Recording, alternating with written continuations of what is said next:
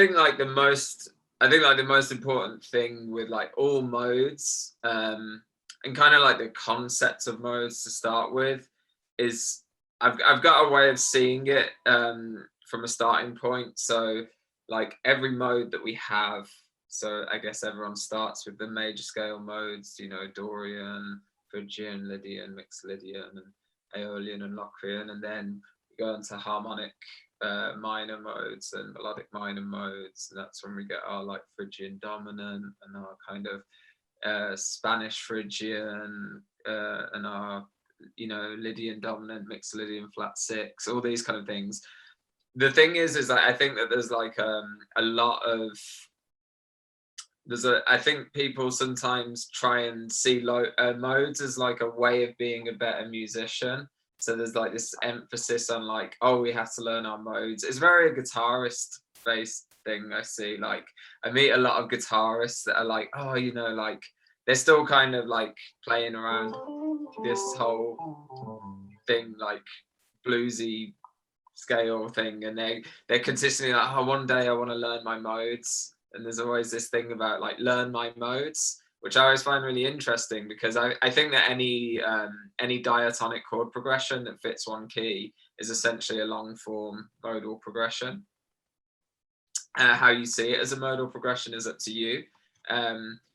But I think the main thing is like the way I approach it is I see like I see each parent scale, be that the major scale, melodic or harmonic, or even harmonic major, melodic minor, harmonic minor. I see them as kind of like the center of that tonal solar system, and then each mode is like a planet going around it, but it's all like a unified thing. They all work in harmony with each other, and like they all kind of fit together. So when I'm approaching like a kind of modal progression, I do try and think within that specific sound of that mode, but I don't forget the fact that it's part of a bigger picture. So for example, if I'm playing in, I don't know, like a E flat Mixolydian flat six, this kind of mode, like as much as this is this kind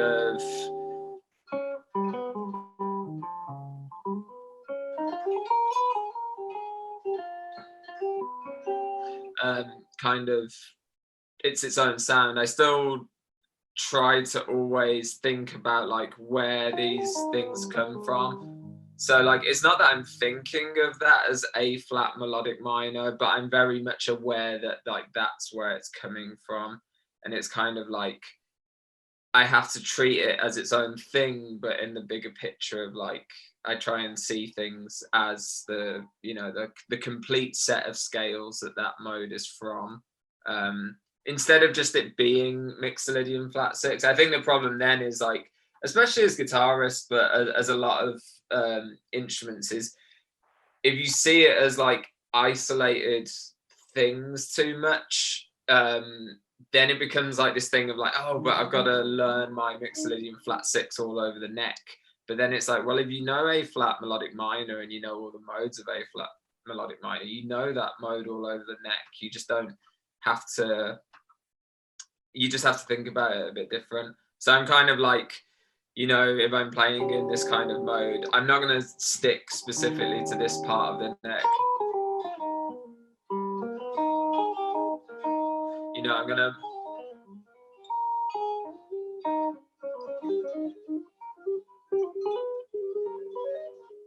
kind of going to move around, and that freedom comes from remembering that like it is from A flat melodic minor, and I've practiced all those different modes.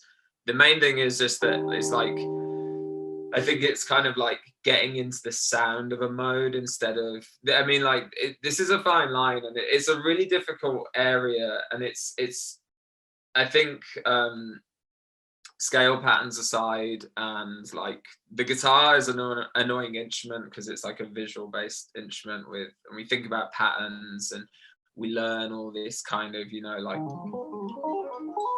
these kind of things.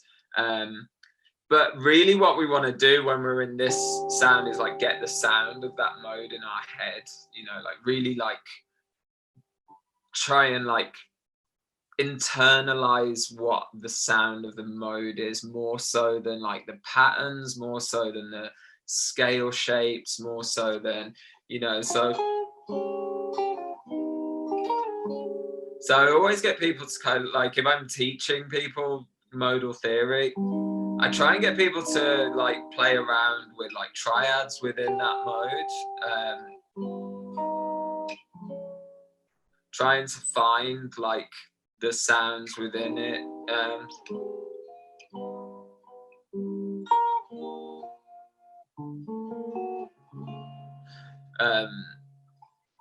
Kind of, you know, kind of just explore the harmony that you're going to be playing over. That, I think that's more important, is kind of like spending time just playing around in that mode and not thinking too linear. I think that's a big thing when I'm approaching any kind of harmony, especially a longer form.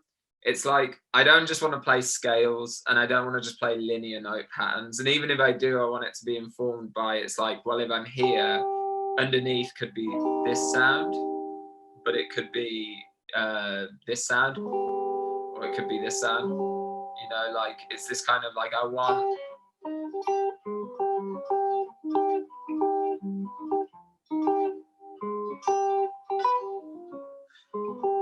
I kind of want all these triads underneath it. So I'm always trying to think about like the kind of the sound world, and then like back to the solar system thing. This is like a silly thing I do. It's just the way I like to think about it. It's to try and break down the barrier that people often have of like scales and patterns and theory, and then you're supposed to be creative with it. It's like I like to think of things like what is the emotion of that mode? You know, what does it make me feel? And that's kind of like an easier way then that I can like find, you know,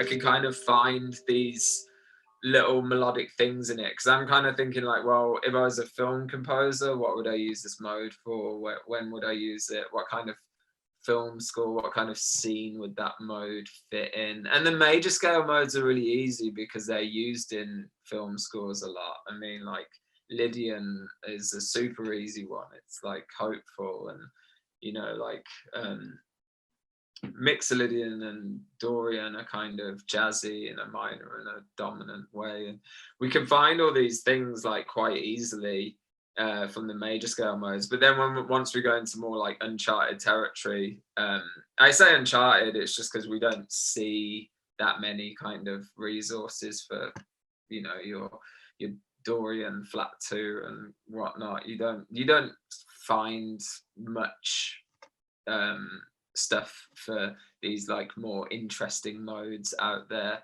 But then when to explore them, I think we really have to think about like what it is that mode embodies to you. It's a personal thing. So that's kind of like that's kind of like how I'm always thinking. If I have to play over a long form of a mode, it's like I want the sound of that mode to be like internalized. I want to really feel like I'm in control of that world creatively. So yeah, and as I said, I always get people to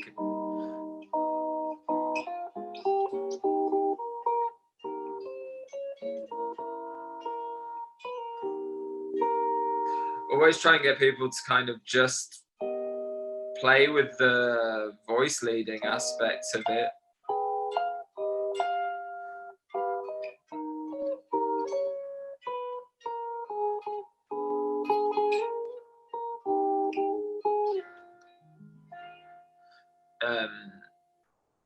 Just kind of like play around that, and I think that's a really good practice to do before you put like a backing track on, even, or like it's just kind of like play around with it, like try and write some little themes, because I think that's the most important thing with modal improvisation is like there needs to be some thematic material.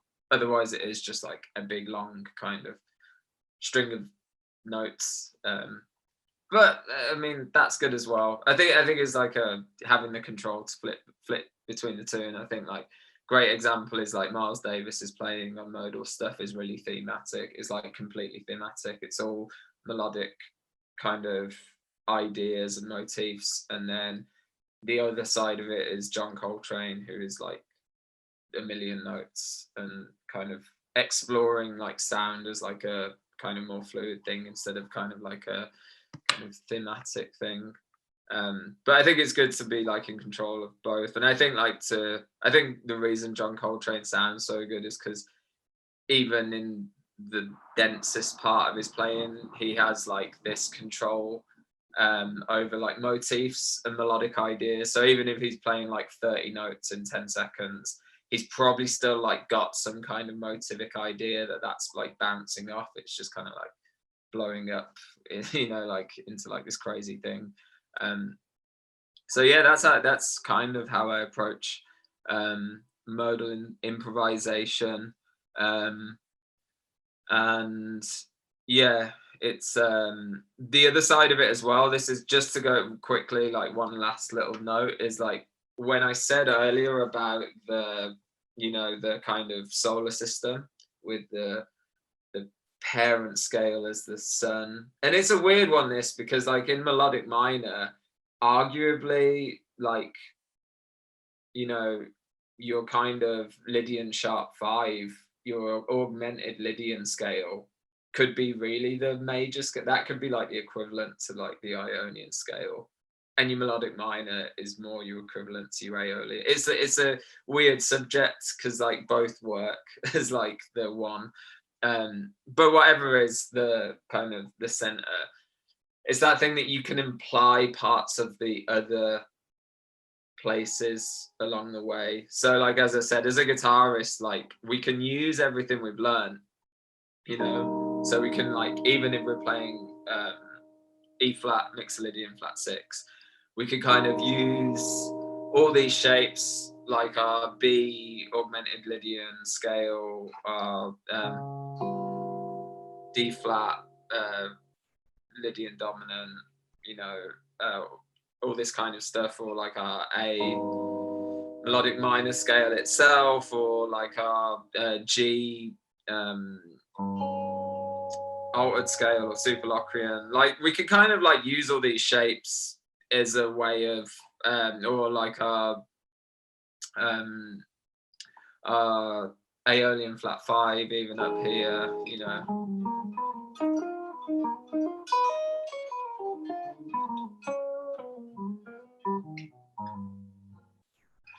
We can use all these as like ways to navigate the fretboard, so we don't have to think of like Mixolydian flat 6 as one big scale. It's actually part of this thing. But we can also like, I do think you can imply bits of the other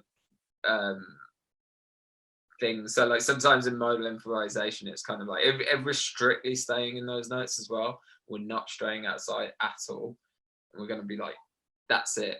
We can kind of like drift outside of it by, you know, we're in E flat Mixolydian flat 6, that's the harmony that's being played, that's what's being implied, but we can play in one of those other worlds, and we can like strictly, so like this is a thing of like, you've got all these cool sounds like over this, you've got like these you know, inversions from your other scales basically.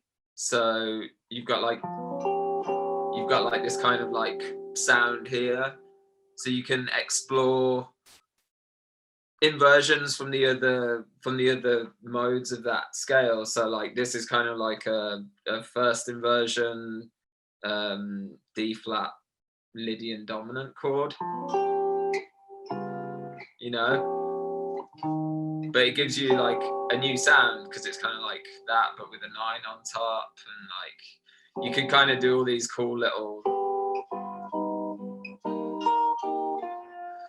you've got all these like triads at your disposal. and that kind of like frees you up a bit. It's like your root note's always here.